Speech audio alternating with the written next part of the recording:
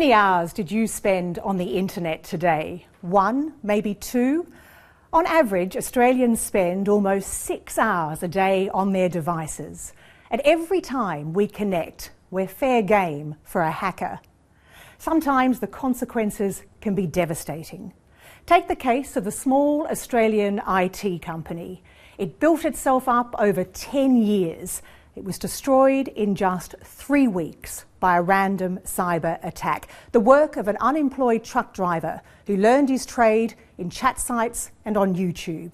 He was arrested planning to attack 300 other businesses. So imagine if the perpetrator was far better resourced and more sophisticated, and if the target was critical infrastructure, an attack capable of bringing down an entire city. Tonight, in a joint project with the Wheeler Centre, Asialink at the University of Melbourne, our expert panel will discuss that very real possibility in a hypothetical cybersecurity crisis.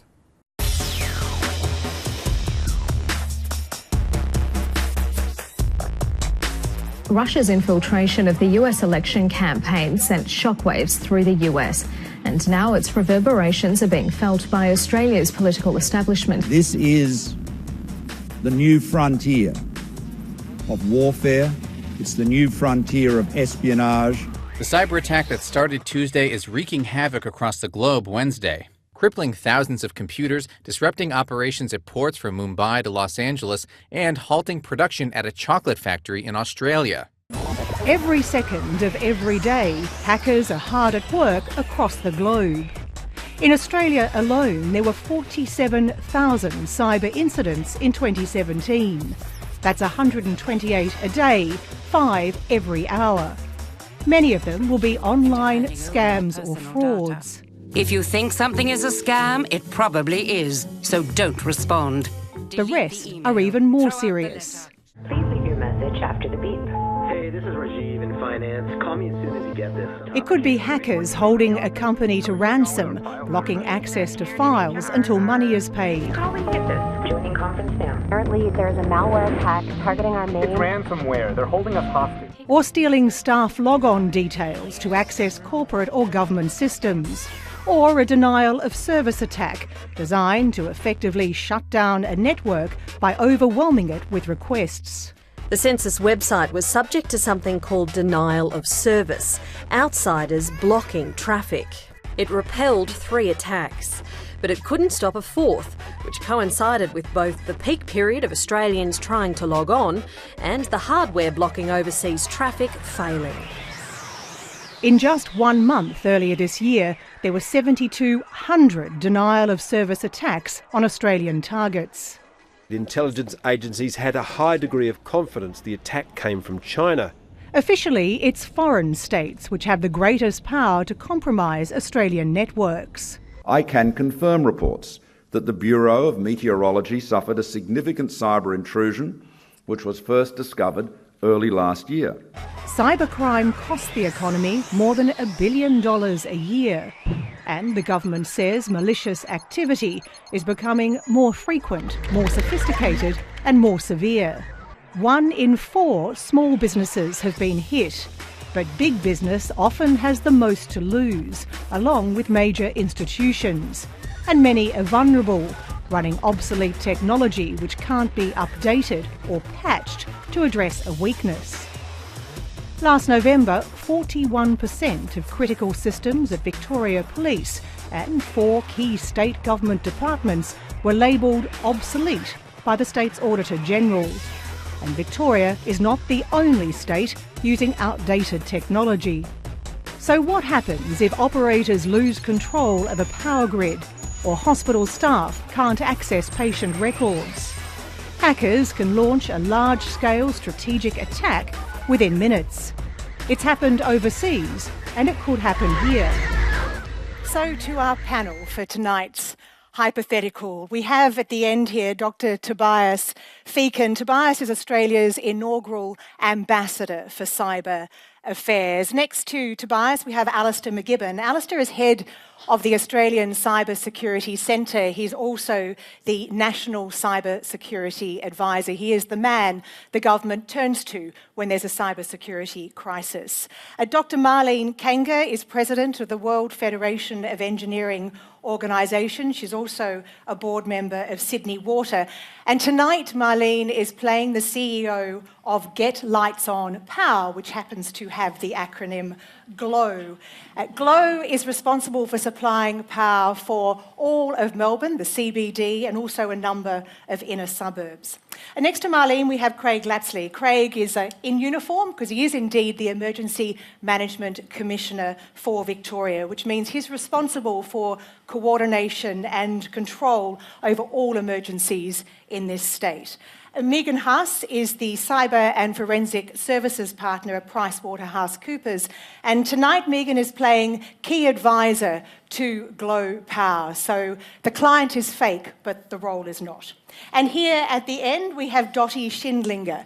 Dottie is Vice President and the Governance Technology Evangelist for Diligent Corporation, which is a key provider of secure board communication software. And tonight, Dottie's been brought in from the United States to provide specialist advice to the new CEO of a major public hospital here in Melbourne, the State Institute for Care, which has the rather unfortunate acronym of SICK. As it happens, SICK has got 570 beds, which is exactly the same number of beds that the Royal Melbourne Hospital has. Please welcome our panel.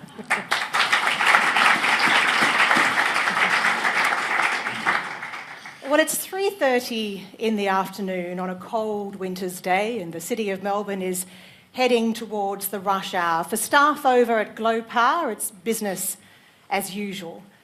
But by 3:31 p.m, the call centre at GLOW Power has gone into meltdown. They've been overwhelmed by a sudden flood of automated calls. The IT support team is very quickly on the case. It's all hands on deck as they try and work out what's happening.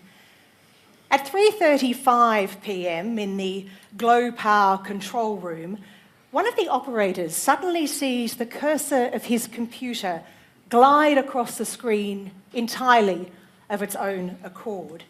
He watches as it heads to the substation circuit breaker controls, clicks on the box to open the circuit breaker, and takes the substation offline. Instantaneously, thousands of people are without power. The operator tries to take back control, but he can't. He's effectively logged out of his own system. He knows that pulling the plug out of the wall isn't going to help. There are a number of other systems infected. He and his colleagues are powerless as they watch circuit breaker after circuit breaker be opened and substation after substation be taken offline. Within minutes, we have 1 million people in Melbourne without power. The CBD, Port Melbourne to Balwyn, Northcote to Caulfield. At 3:42, this operator tries desperately, not surprisingly, to get hold of IT support. Of course, that's no mean feat. IT support is now all caught up with trying to handle the massive number of automated calls to the call centre. Eventually, they get through to the head of IT on his mobile. Over at head office, Marlene Kanga, as CEO of GLOW Power, you were in the middle of writing an email when the power went out. Pretty quickly, your backup generator in the building kicked in, but you know that's only a temporary fix. And by 4:05 p.m, your IT security officer is on the phone. He essentially tells you that effectively they've lost control of the network. 40 substations are offline, 1 million people out of power. What's your response? Well, it's clearly we've got a cyber attack. We have been analysing the possibility and preparing for such a contingency for a while. We recognise the signs and we are going into crisis mode immediately. The first thing we've got to do is to secure our substations and ensure that there's no physical damage. So we've sent out our technicians to all the substations. We've called in everyone, including those who weren't on shift, to go out to these substations. All our technical experts are on the road. Because you actually don't know whether they've been blown up. No, we don't. So we don't know the extent of the damage. We don't know the extent of the attack. So we are in investigative mode, but we're also trying to do damage control. So we are going to also start communicating with our stakeholders. So we want to tell our customers that we have an attack. There's a denial of service attack on our customer service center. And we will use text messages and all other forms of communication to let them know that something is up, and before we figure out how we're going to deal with it. You, of course, have, because, as you said yourself, you're very aware of this possibility. You have a specialist cyber advisor, Megan Haas. Do you give her a call? Yes, absolutely. We've been working with Megan for a while, and we have developed plans, contingency plans. We've done risk assessments on our networks, and we've also practiced emergency response. But this scale of attack, I would have to say, is unprecedented in that it's a dual attack, both on our customer service center as well as on our substations. So we definitely calling Megan, and we'd like her to give us advice as we go along. Well, there's one problem here, of course. Megan has been caught up in this attack because all the landlines are no longer working, and incredibly quickly the mobile network becomes congested. Megan, as much as she would have liked to, doesn't actually get your call and can't pick up. But of course, over at Emergency Services, Emergency Management Victoria, Craig Lapsley, what is unfolding in Melbourne is becoming very apparent to you on your screens. You've got all peak hour trains and trams. They've all ground to a halt. You've got at least 3 trains stuck in the city loop. You've got all your lights out, your traffic lights out. Your direct reports have been in contact with Glow Power. What do you do? Well, straight away, we've got a case of chaos. You think about it. It's bringing everything to a halt. It's taking normality to a place where people are saying, what do I need to do? So they'll need help. And obviously, the telecommunication system is still working, so 000 would be overloaded by people seeking support. And obviously, first responders of VicPol, fire and also ambulance would be triaging exactly where they need to. And if we've got trains stuck between stations, we've got trains stuck in tunnels, they've got to become the priority. Obviously, a tram in the street can actually unload its passengers and they can walk away, but those that can't need to be dealt with. So we would be working through that. The interesting thing we would not know in the initial minutes, and I would say it's quite a few minutes, is the cause of this. So we would be saying the impact is a loss of power, and we would be looking back to find out through AEMO, who has a responsibility to oversee the energy, the electricity That's the network. energy market operator. Operator has a responsibility to look at the network. We've got great connections to them, so that would be our first port of call to say. But you'd also pick up the phone, wouldn't you, to Glow Power and say to Marlene, how much do we know now about what's going on? So the next thing is about intelligence, isn't it? And there's 2 parts of intelligence. Is what does the industry itself know, but have a look at social media. Have a look at what's happening out there. The community would be telling there is an issue, and we would see the extent of this very quickly through 000, social media monitoring. The story will be told, and we will have to gather that story to understand the extent of the problem, but we've got a problem. We would escalate that in the emergency management arrangements to say, first thing is what do we know and what do we need to tell people, and we need to get that coordinated. So the coordination of communications out and in, so 2-way communications will be absolutely critical. And then we'd focus what are the impacts, and a little bit later, what are the consequences of those impacts. Well, indeed, on communications, by this point, at Glow Power, Marlene, you've managed to open your door to find Megan Haas is there. She's a little out of breath. She's basically hot-footed it across the city. It's the fastest way of getting to you. And one of the biggest questions that you both have is, of course, communication. Marlene and Megan, are you happy to allow Craig to take the running on communications at this point? You have a major corporate reputation to protect. Yes, I think we need to work with emergency services, but we also need to get a message out from the company as to what's happening, what we think the cause is, and what we're doing about it. And also to communicate to critical stakeholders, including the Premier of the state, and also perhaps our customers who are particularly vulnerable, those on dialysis, for example, who need power, so individuals and, of course, the hospitals. what is your advice regarding where Marlene should go next? So I think Marlene is undertaking all of the right actions immediately within the frame of her organisation. One of the questions that I would be raising with Marlene is others that may be similarly impacted in the sector, and recommending that we reach out to the Australian Cybersecurity Center and the local joint Cybersecurity Center based here in Melbourne that contains the emergency response team from a computer emergency perspective, and bringing them in as soon as possible such that we can start broadening the avenues to try and uncover what's occurred. Try and work out what's actually gone wrong. Well, I was going to say, of course, we do have a national cybersecurity centre, and in fact it is the focal point for cybersecurity efforts by, and this is no short list, the Australian Signals Directorate, the Computer Emergency Response Team, the Defence Intelligence Organisation, the Criminal Intelligence Commission, the Federal Police and ASIO. Pretty much everyone and anyone who would have anything to do with a cyber crisis. Who's given Alistair McGibbon a call? Someone's given him a call at this point? Yeah, so have you got his number? We've all called. We would have all called. More, as important in a system sense, though, and this is, when I talk about an emergency, it's actually chaos. We're managing chaos. So in Victoria, we've got a cyber centre. It's new. It's been developed for that exact reason, and that's where we would engage there, and they would have the responsibility to talk up to Alistair in a national sense, and it's well structured. So, Alistair, you get the call, you've been briefed now on what's happened. What are your lines of authority? Because what I didn't say earlier was that you're actually in Home Affairs, and Home Affairs is a very vast new department still being bedded down. How clear is it for you where you fit in this structure? Well, Ellie, firstly, we'd probably also know because we have staff sitting inside the Crisis Coordination Centre in Canberra who monitor media, who have connections with all of the state crisis centres. So I probably knew before I was getting a call from Megan, and Craig's right, there would be a lot of calls coming.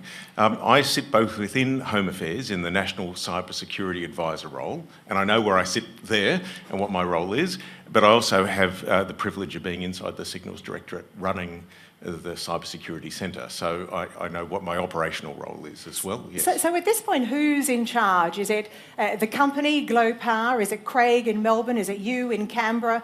You've got so many different people who have got fingers in this pie. Sure. This is a Victorian government issue, really. Their job is to protect the people of Victoria. Craig would be my first point of contact, along with my peers in the Victorian government in the cybersecurity arena. Their job is to deal with the consequences of the event. It doesn't really matter what the vector is. If it was a bushfire or a flood and it knocked power out, Craig would be dealing with it. But at this point it seems very clear, and certainly we've heard from Marlene that she's absolutely confident it's cyber attack. Do you call a crisis meeting in Canberra? This is the first major attack on critical infrastructure in this country. Absolutely. We would kick in the Commonwealth crisis arrangements, and there are well-established committees in the Commonwealth for dealing with this, because again, it's not like Australia doesn't suffer crises, they just don't often suffer cyber crises. So those same mechanisms that we rely upon for flood, cyclone, fire are kicked off, but with a cyber focus. So I would sit with that committee, and my peer inside Home Affairs will chair that committee, and we would look to see what assistance we could render to the Victorian government. There's systems we use every day in emergency management, whether it's a fire or flood. Cyber is a little different. And it won't be automatic that people will go, that's a cyber attack. It's a cyber issue. So it'll take a little while. What we will do in Victoria is talk to our cyber office, this joint cyber office.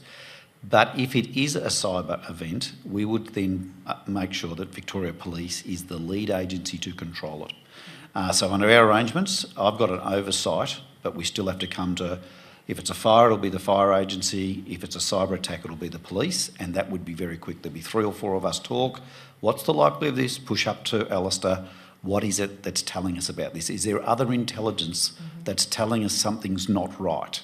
And if so, who do we appoint? And we do that super quick. Well, let me just add a little bit more intelligence in there. Indeed, the energy market operator has been in contact with Craig, and no other players have been hit at this point, but they have all gathered to try and assist Glow Power in any way that they can. Now, meanwhile, while all of that is going on, over at the sick public hospital, Dottie Schindlinger, you're in the middle of a board meeting. You're actually all feeling pretty pleased with yourselves because your job is to ensure business continuity. And when the power went out, you switched to backup power very smoothly, with very limited disruption to patients in your hospital. But at 5 p.m, just as you're gearing up for a busy night, given the chaos on the streets outside, every single computer screen in the hospital goes blank. Within seconds, the computer screens all display the same message: where are your files? Followed by an announcement that the hospital's files have in fact been encrypted, and for the small cost of 15 Bitcoin, which is around $120,000, you can get the decryption keys. Dottie, what do you do? First of all, you've got a major problem here. You've got a 580-bed hospital and you've got no computers. Well, that's a great question. So first things first, we have to really focus on patient care. And the good thing is that this particular board meeting, we were in the midst of practicing for this very scenario. Ransomware being something that's happening quite regularly at healthcare institutions all around the globe. And so we do sort of have our response in place. The first thing that we're making sure to do is use our backup paper records to continue patient care. That is something that we've practiced. We drill for that every year. So we are now back on paper systems, paper forms for issuing medications and paper forms for billing and the like. Do you shut down all the computer systems inside the hospital? We absolutely have. Now, of course, we know very well that that may do nothing because it could very well have infected the backup systems, and so we're going to have to investigate that.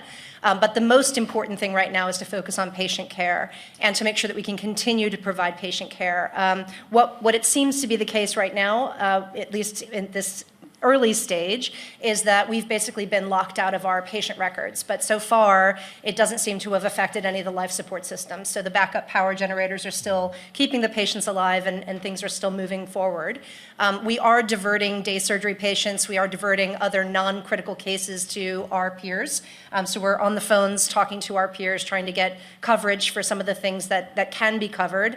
The critical cases that are arriving into emergency department, we're still accepting those if we must. If we can divert them, we will.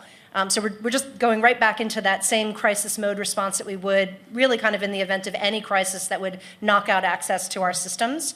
And then we have to figure out what to do about the ransom. And so we're going to first call our friends in law enforcement, talk to them about this, make sure to coordinate with them. We're not going to just start buying Bitcoin and sending it through Tor on the dark web. We're going to take a minute and take a breath and really try to get our act together and make sure that we do this in a coordinated response. I'll leave you to ruminate on the question of the ransom and whether or not you're going to pay it.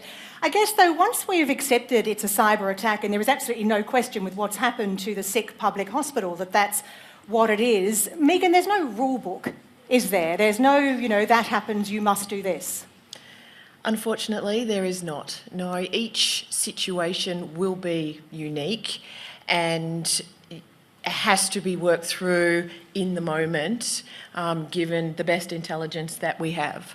And so I agree, it's about prioritisation, and Dottie and the hospital have practiced and are aware and have a process. And then I think it's, as she says, connecting through to the crisis centre, and what I would love to see is that connection from with the authorities, who also connect through to another cyber event to start thinking through, are there any linkages? Well, indeed, because we don't know at the moment whether they're part of the same attack. Marlene, of course, Glow Power is actually owned 51% by Singapore Power, which means it's essentially owned by the Singapore government. The rest is listed in both Australia and Singapore. Of course, Singapore is a fairly technically advanced state. They've got a lot of sophisticated cyber experts. Do you give your ultimate owners a call?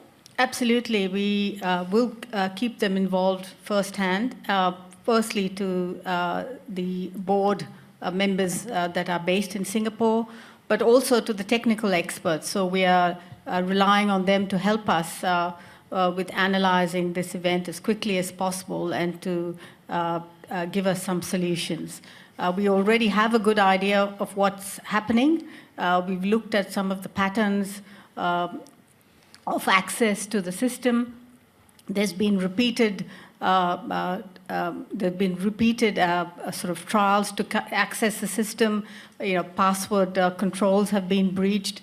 And we also think that one of our substations that was being refurbished, that possibly there was a gap there, vulnerability that has been accessed. So we're investigating all aspects so that we can restore power as quickly as possible. Well, Tobias, you're Australia's ambassador for cyber affairs. In essence, that means that you're responsible for liaising with other countries in the region. And in fact, Australia is the current chair of the Asia-Pacific Computer Emergency Response Team. Do you jump on the phone? You've been briefed by Alistair. You know that it's, if not confirmed, it's very much a suspected cyber attack. It's critical infrastructure. It's owned by a friend, which is Singapore. Do you hop on the phone and see if anyone else is having a problem? Yeah, I think so. I mean, there's a lot of elements to that are concerning us. The first thing that I wouldn't want to do is get in the way of the operational response domestically to ensure that we get services up and running again. But it's piquing my interest immediately, the fact that this is a Singaporean-owned company, majority-owned company. So we would certainly look, we signed an MOU with Singapore last year, which allows us a far more free interaction with that government on cybersecurity issues. So certainly I'd be picking up the phone to counterparts in Singapore from, if you like, the diplomatic perspective, but also within Alistair's teams, the operational side, they will also be picking up the phone to the computer emergency response teams and the National Cyber Agency in Singapore to talk to them. Are they seeing similar traffic in Singapore? Do they have any idea of where that's potentially coming from? So it's creating those linkages both diplomatically, policy, and also from the operational standpoint, and creating as clear a picture as we can as to where this traffic's emanating from, and fitting the jigsaw puzzle together of exactly beginning to get an understanding of who or what might be responsible. And do regional countries share? Are they happy to be an open book when it comes to this sort of thing? Each country is responsible for threat traffic inside its borders. Mm-hmm. So computer emergency response teams are traditionally very, very good at that. They tend to share threat data amongst one another just in order that they can plug the gaps as much as possible. Certainly from the geopolitical standpoint, sometimes though we find those relationships not quite as easy as we'd like. We have been pushing for some time now, and we're hoping that this is going to assist a points of contact database across our region so that we know, again, exactly who to call from the diplomatic policy perspective, from the operational perspective. And the point of that is that you don't begin to miscalculate or misinterpret what's the traffic that's coming from a particular country, because that's where my position becomes very, very nervous, is that you are then entering into a very different set of circumstances to deal with if you're seeing that escalation begin to take place. Well, let's bring this back to the streets of Melbourne. Craig Lapsley, it's well and truly dark now. How much progress have you made, and have you tapped into the emergency text alert system? Have you been trying to help people? Is the city still full of people? Well, one of the most important things in this is to get ongoing information. We've got to build the story, and we owe it to the Victorian community to do that. They will rely heavily on, think about it, if you're on the 23rd story of a building and the power's off, walking the stairs doesn't happen easy.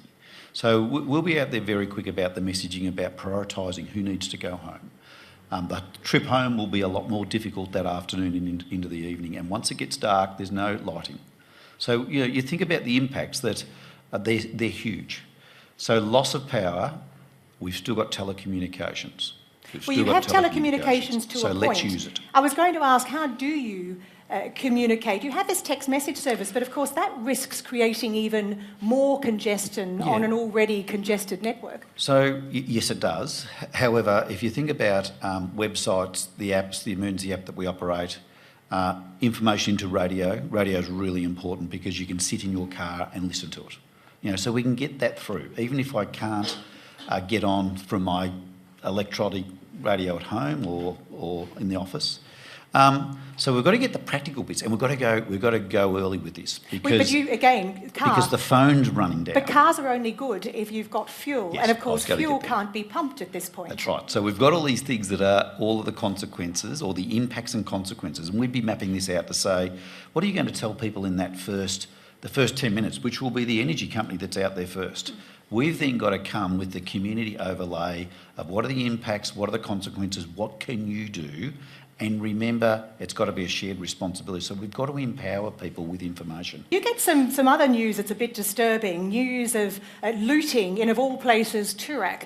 How concerned are you about security? Because it's not just the CBD. You've got a number of inner suburbs, shopping malls, no power. And that's why police are in charge. So police will take the front control because it's about public order. It's about minimising the opportunity for those opportunists to do exactly that. So we've got to have that, and we need to have that police strength at the front of this. It will be chaos, and what brings that is the opportunity of someone to do something they shouldn't be doing. Street safety will be a key issue, absolutely key issue. If it's dark, that's not the place to be when it's absolutely dark. You trip over, you fall. Next minute we've got people that are injured, let alone the potential of their safety in so many ways. So it just keeps going along. Well, Dottie, over at the Sick Public Hospital, you're dealing, obviously, with all your patients and their families, but how is the conversation going regarding paying a ransom? How sure are you of your backup systems? What progress are you making? Great question. So first of all, we need to figure out how to buy Bitcoin. So that's one thing that we're actually investigating. And we're in the conversation also with our cyber risk insurance providers as well as law enforcement to sort of coordinate everything. Because you've got backup power, but it's not endless, is it? It's not endless. We do have the generators that, eventually, if we can't refuel them, they will run dry. So we have to make sure that we are really focusing on the things that are most important. So part of our effort is really just communicating with the community about what's happening with the information that we currently have available. We don't know everything yet. We're still doing forensics. We're still trying to figure out the extent of the hack. We're still trying to figure out what exactly is happening. But you are investigating buying Bitcoin. Does that mean that you are thinking that you might pay this ransom? Well, it really depends. If we learn that our backup systems have been compromised, we may really have no choice. We have to be able to get the patient records back up in line. And of course, with most ransomware attacks, you are given a deadline. So in this case, I don't know what our deadline is. We could say 7 days or whatever it is. Oh, it's a lot less than that. You've been given 24 hours maximum. Oh, great. So yes, we are investigating all options. We have to keep all the options on the table. The truth is, as much as paying the ransom is a terrible idea, and I think there's a lot of reasons why that's a terrible idea, not the least of which is it makes us a repeat target, we may really not have a choice if our backup systems have been compromised. Well, of course, Megan, you know through the circle that's happening now of conversation, because you're all being affected, you know that Dottie's pretty new to Melbourne. Do you offer some advice? Maybe there are particular circumstances around this city and this state that could help her in her to pay the ransom or not question? Actually, I think that Dottie is approaching this in a very methodical way, keeping her options open. Having said that, I would be having another conversation with Alistair and his team to see whether they were able to assist Dottie to further perhaps understand the nature of the attack and to see whether there was any opportunities perhaps for them to intervene to assist her. Well, Alistair, just before you take the call from Megan to pass some information on to Dottie, of course, everyone is aware that the latest security report put out by Telstra said that 47% of companies who actually had a ransomware attack actually paid the ransom. And of those that paid the ransom, 86% got their files back. That's pretty compelling, isn't it? Well, the business model is based upon, like any other extortion, pay the money and we won't keep extorting you. Well, at least this time. We'll come back, as Dottie said, because you're now on a suckers list. So the problem is that paying encourages crime. I think everyone agrees with that. The good news is criminals make mistakes. So not all of this ransomware is as sophisticated as the best. And criminals sometimes leave openings that allow the good guys to unlock it. Well, Dottie's got quite a lot with her board and her new CEO to think about. Craig, over at Emergency Management Victoria, the text alert system that you used earlier to let people know what was happening, it issues another message. This one basically urges everyone who is still in the CBD, we don't know how many people that is at this point, urges them to evacuate urgently, citing an unspecified threat. The ABC, which is the emergency broadcaster, picks up this alert, quoting the official system, and broadcasts it. Craig, no one in your team sent this message. That's a problem. Absolute problem. And I'd have to say, to participate in a forum like this, there will be a significant learning. I think this will be the learning for us about someone who's taken control of our systems that are there for the good of the safety. And now we're really in a space which is now confirming that we have an event that is not just energy, not just taking control of some files, that both are significant in their own right. Now we've got someone who is issuing information, and I think that takes it to another space. And indeed, how do you counter that? Because, you know, who's going to believe it? I've had one text message, now I'm getting another. What is happening? And this is where the authorising environment, so we'd have to go out on all channels as the authorising environment, social media in particular, and go very hard. We've never done that before. We've talked about it, but we've never had to counteract a malicious message that's been sent. So it is hacking at the highest level. It is malicious. It's a very malicious act, and it can take you to spaces that are extremely dangerous. Alistair, can you help federally? I do note that the Cybersecurity Center actually doesn't have a Twitter account. You must have some other forums, some other ways of helping out. Some of those things will change, Ali, of course, as we... As Craig said, there are some learnings.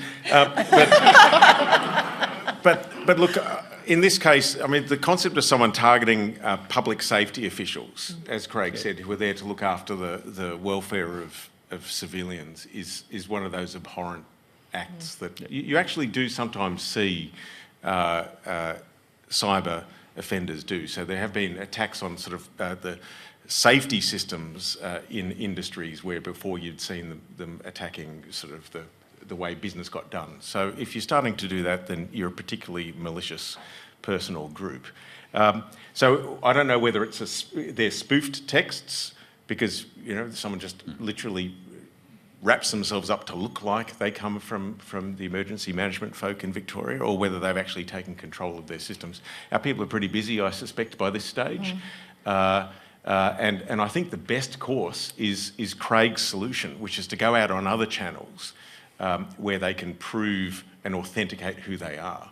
So let me put your minds at rest because, Craig, you get an early indicator from one of your very trusted advisors that this is indeed malicious, but it's a deliberate act of sabotage by a disgruntled employee. It is, in fact, an inside job.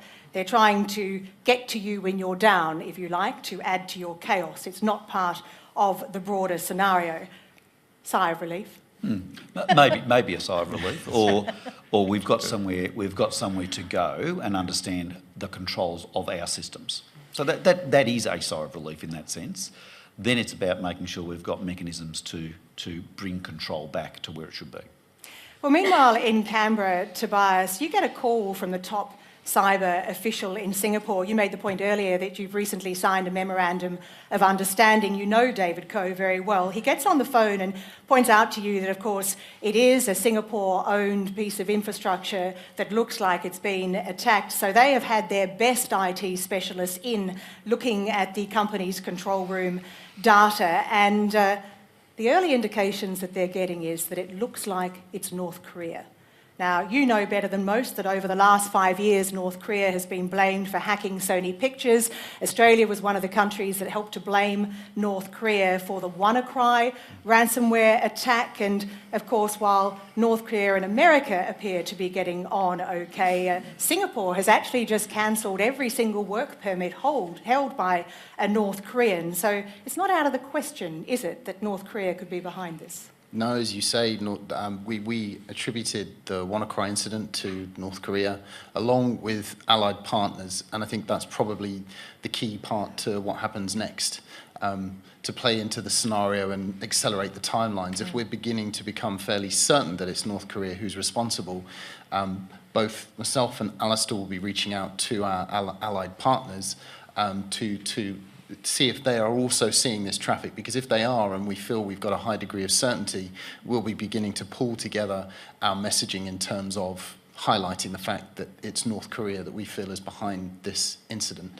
At that juncture, I would say that's probably as far as we would get to, because the incident's still ongoing, we would want to understand the severity of that incident in terms of what it's actually done in terms of harm, because then that begins to permeate into our thinking of, well, what are the kind of actions that we might take? Proportionate. Exactly, and proportionate. The other thing I'd say, of course, is you've radically accelerated the timeline here.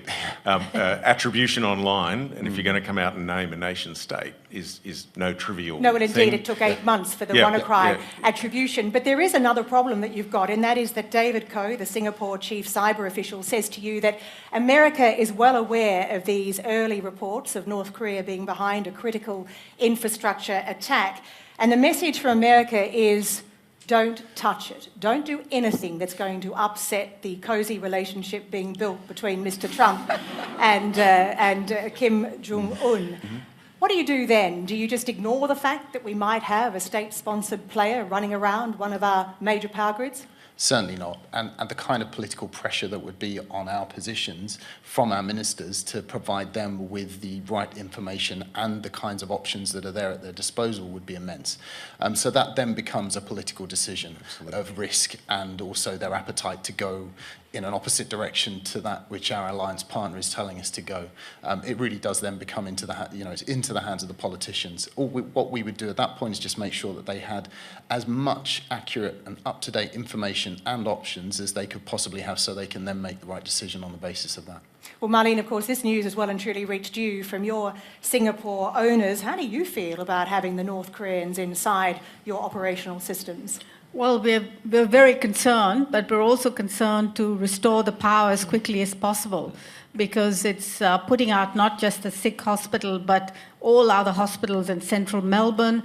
And there are also big data centers which are running utilities and banks and other networks that are also affected. Everyone's on emergency power, has limited fuel. We've got to get the power on. So we're really working hard on doing this. We're starting to inspect our critical substations. And in fact, the simplest solution really is to turn them off and put them onto manual controls where manual controls is possible. And secondly, to use our backups. We've got very good backups of our control systems and settings, and we're starting to restore those backups in an isolated way. So this is how we're restoring that. Before you restart, how do you make yourself completely confident that flicking that switch is not going to cause another problem? Well, we're not confident at all because of the time frames. It takes a long time. So we are going to take some risk in that. It's quite likely that there'll be some hardware problems, some overheating, and where the circuit breakers are affected, the transformers are overheated, but we've just got to deal with it. And the priority is to get the power on. We're going to do it gradually in a systematic way so that we can restore the most important areas of the city first. Over at the Sick Public Hospital, fortunately your fuel has not run out, your generators are still operating, but it's been a long night. Have you paid that ransom? Well, first of all, I'm thinking of whether or not I can claim political asylum now that I know that North Korea is not going to get blamed from the U.S. So we have been continuing to sort of figure out what our response is going to be. We have not yet paid the ransom. We have not yet made the determination of whether or not our backup systems have been compromised, and it looks as if the backup systems might be okay, in which case all we really need to do is to clean the computers that are affected and then restore everything from the backup. So we're continuing to make sure that that's true before we pay the ransom. So we still have a few hours. We're going to basically let it go to the very end and only pay the ransom if we absolutely must. Again, we're continuing to coordinate with law enforcement, still trying to figure out, what the right response is going to be. But if our backup systems are clean, we're going to just go that route instead. But even if you can resolve this, or you choose to pay the ransom, this is going to be a long haul for the hospital, isn't it? I mean, you now are publicly known to have suffered a ransomware attack. How much reputational damage does this do?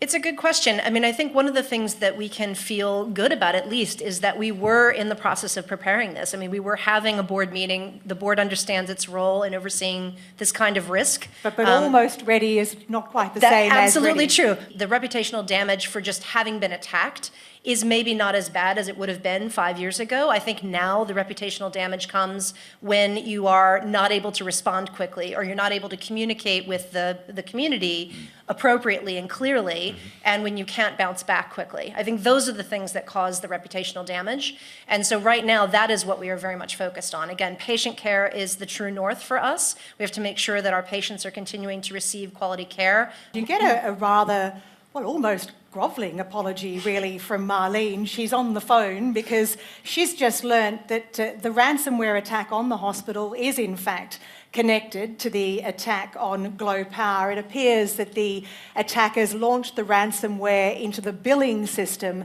as they were withdrawing from the operating system. Of course, that does match if this was North Korea, because they don't have a lot of money, so a bit of a bid to make some money as well as cause some chaos could well be the impetus.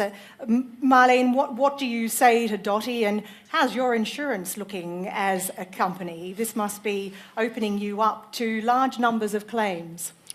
Yes, we will. We are informing all our customers, and of course the Sikh hospital is one of those. And we do take responsibility for managing our assets. We do have, in fact, cyber insurance. And this will be triggered both for our direct damage on our network systems and our equipment, but also third-party liabilities, so people who might have been affected in terms of their health or their assets. So it's going to be a very long period that this is going to play out over. But I also wanted to say that, yes, we are prepared, but this we've been preparing for such an event for a long time, but this is a scenario that's changing very fast. The networks are, highly interconnected systems, and they're getting more of So as, for example, consumers generate electricity and put it back into the grid, well, they have access also into the grid. So we have potentially millions of people who can access our system, and we don't know who or where they might be if they have some malicious intent. So the technology is changing and the risks are changing all the time. So we're on it, but there's something new happening every day. You need to know what it is you want to protect. Not everything that's run by Glow Power is essential. So every company, every government agency needs to know what it is they need to protect. What are their crown jewels? What's important to them as a business? What's important to their customers? And what's important to the people that might want to do them harm? And that might be three very different things. So increasingly complex systems that were once separated, operational technology and IT were very separate. They're not anymore, frankly, and increasingly complex and new technologies. So it's actually understanding what it is you need to protect and ruthlessly focusing on that. It's a risk management exercise, and there's no such thing as zero risk, particularly when it comes to cyber. You connect a device, it's potentially vulnerable. Your job is, and I think this is the point Dottie was making, it's not just about preventing an incident. We're past that. That was nirvana that disappeared a long time ago. It's about preventing what you can, and hopefully we prevent most. That's the best way to be dealing with matters, not having to deal with them. Detecting when something's gone wrong very quickly, and containing the impact of whatever that incident is. It's the same in emergency management, and then getting up and running again. This is the concept of resilience as opposed to security, and we need to move to a cyber resilience discussion rather than a cyber security discussion. It's not about perimeters, it's not about stopping everything, it's about operating in a real world and accepting the fact that there are risks, but in the most critical areas. So the good news in Dottie's hospital is, of course, it seems that their critical functions, the machinery, which was attacked in WannaCry when we saw the UK National Health Service impacted. That included some really expensive and important bits of technology. In this case, if it's just patient records, that's better than machines that are keeping people alive. That, of course, though, as Dottie will tell you over a drink some night when she's managed to solve the current crisis, yep, just that's right. how difficult those circumstances can be. But there is some good news now for everyone on the panel. Marlene, you're hearing from your IT teams that they are now feeling fairly confident they will be able to restart the systems for the morning peak hour, which is rapidly approaching. Craig, you haven't slept now for something like 24 hours. You must be pretty pleased to hear that it looks like you're going to have the systems back up and running. Absolutely, but I think we need to understand to bring systems back on is also a complex process in some instances. You just can't turn everything back on. We need to work that through and understand what it means. So there's still a need to keep communicating. Are you talking to Marlene? Absolutely. Are you having that conversation? Absolutely. And there would be well-established things right from the Premier of the State right through that is well-structured, well understood, the message is there, the consequences that could be 24 hours or longer, and even if they're not obvious consequences, testing things. Have we had issues in the banking and finance areas? Have we had issues in other spaces that are critical infrastructure that we haven't detected? We need to make sure all those things are back running and the security of the system, the resilience of the systems are actually operating.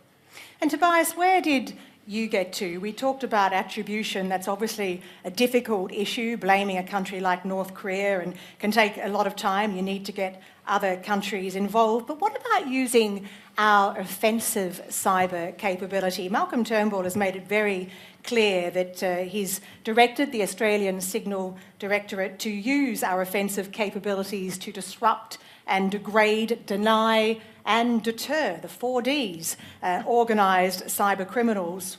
This would seem the perfect time.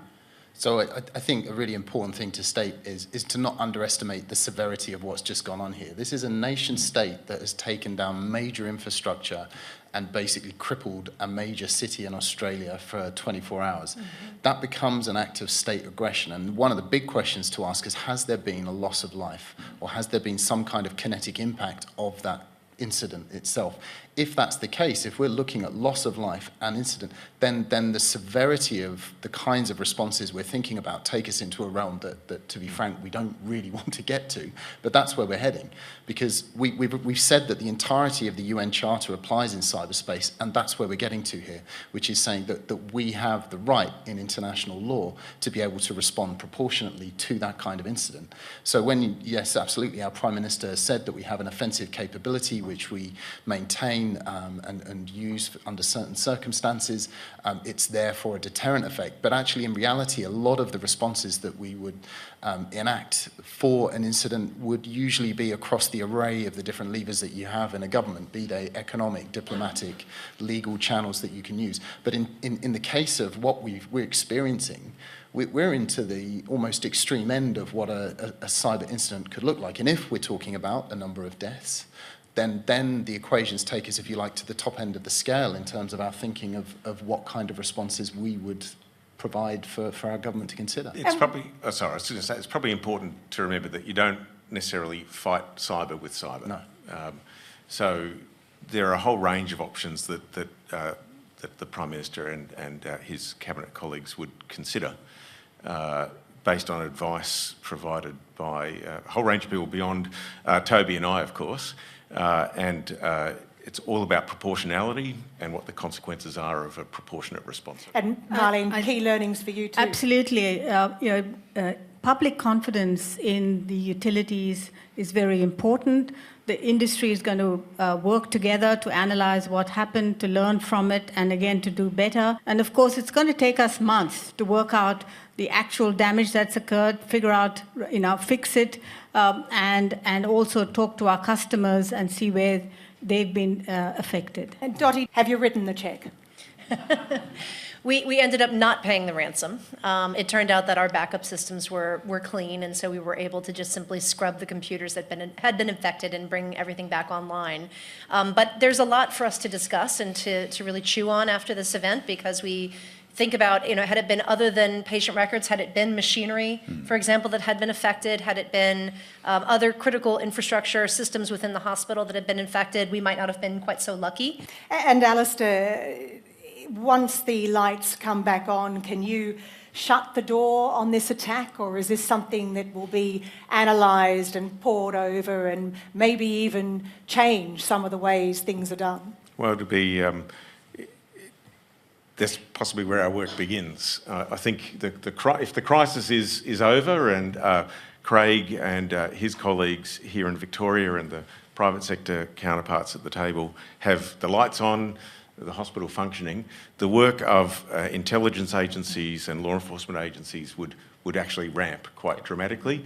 If the e-census of 2016 is any example, while that was back up and running again, after again very carefully making sure you turn it back on, if this slightly larger scenario was to play, I suspect we'd have several years of work trawling through what had occurred, and very significant learnings. To your last point, you never let these types of matters not teach you better ways of doing business. It's vital for us to learn. To Toby's point, this is still a really, really young area. We've adopted technologies and using it in ways we've never used them before. The consequences of their misuse can be quite dramatic, as this hypothetical points out, and we need to learn what systems are in place. Craig's mentioned some things he's learnt tonight. We would learn from this very rapidly. We learnt from WannaCry. I mean, Toby and I went through that process last year, seems longer ago. And we realised that was the first pandemic-style cyber incident we'd been dealing with, spreading across the globe, impacting hospitals in one country, trains in another. And then you mentioned NotPetya in your introduction video. That shut down ports, shut down a whole range of other critical infrastructure. So we learned from each of these, and we learned, did we detect it fast enough? Did we analyse it fast enough? Do we have the right connections with each other fast enough? I can assure your audience that we're better at it than we were last year, but we're not as good as we should be, and we're not as good as we will be next year. So at 6:45 the next morning, exactly 15 hours and 10 minutes after this attack began, the Globe Power company brings its substations online one by one. All seems to be going well. Shortly they're all in operation, and there is a rather large cheer in the control room, also in the boardroom of Globe Power as well. The clock ticks over to 6:51. The start of the morning peak is almost upon them. And then out of the corner of his eye, the operator sees the cursor on his computer glide across the screen. Ladies and gentlemen, that's where we will end our hypothetical tonight. Please join me in thanking our panel very much.